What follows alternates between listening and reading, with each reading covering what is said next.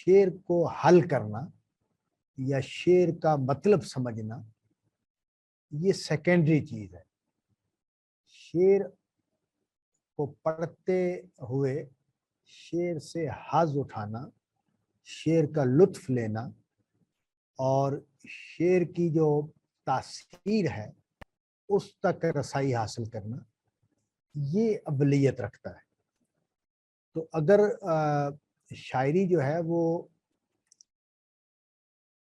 اس کو سمجھنے کا کام جو ہے وہ اس تک محدود رکھا جائے تو پھر شاعری پڑھنے کی ضرورت نہیں ہے، کیونکہ شاعری سے پھر نثر بہتر ہے. اگر کوئی پیغام، کوئی معنی، کوئی فلسفی سمجھنا پیش نظر ہے تو شاعری کے بجائے پھر پروز کو، نثر کو پڑھنا چاہیے، پوئٹری کے بجائے پروز کو پڑھنا چاہیے. کیونکہ معنی ادا کرنے کا جو مؤثر اور واضح طریقہ ہے وہ نثر ہے، پروز ہے.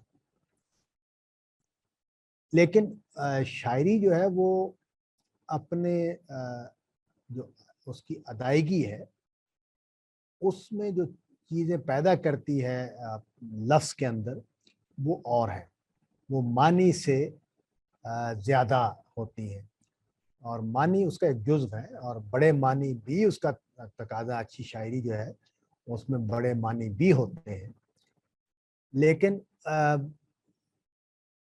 وہ اس کو اصل کی حیثیت حاصل نہیں ہے.